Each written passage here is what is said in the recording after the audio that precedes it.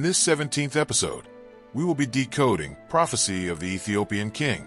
In the heart of Aksum, beneath a sky ablaze with stars, King Menelik stands before the Ark of the Covenant.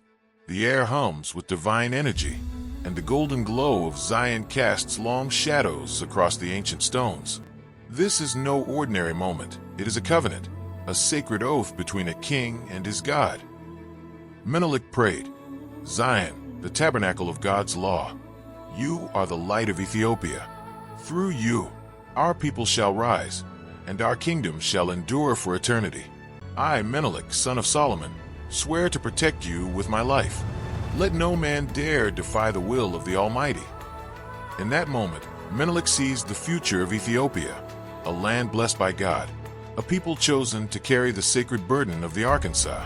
He sees kings and queens rising to defend the faith, their courage fueled by the divine promise. He sees the Ark's light shining as a beacon, guiding Ethiopia through centuries of trials and triumphs. Menelik sees a kingdom not just of power, but of faith, a nation where the Ark is not just a relic, but the heart of its identity. He sees the fulfillment of the divine promise, a legacy that will endure for generations. Far away, in Jerusalem, Solomon feels the absence of Zion like a wound in his soul. The temple, once filled with the glory of God, now stands silent. The Ark, the symbol of God's presence, is gone, carried to Ethiopia by his own son.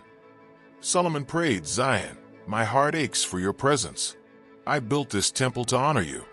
Yet you have chosen another land, another people. What have I done to lose your favor?" Solomon's lament is not just for the Ark, but for the covenant he feels slipping away. His heart, once devoted to God, has been divided by his own choices, and now the consequences of his actions weigh heavily upon him. Solomon's fall was not sudden, but gradual, a series of compromises that led him away from God. And now, as he mourns the loss of the Ark, he begins to understand the cost of his choices. The news of Menelik's oath reaches Jerusalem, and the city is divided. Some call for war, to reclaim the Ark and restore it to the temple. Others warn against defying God's will. Solomon, torn between pride and repentance, must choose his path. In a moment of clarity, Solomon understands. The Ark's journey to Ethiopia is not a loss, but a fulfillment of God's plan.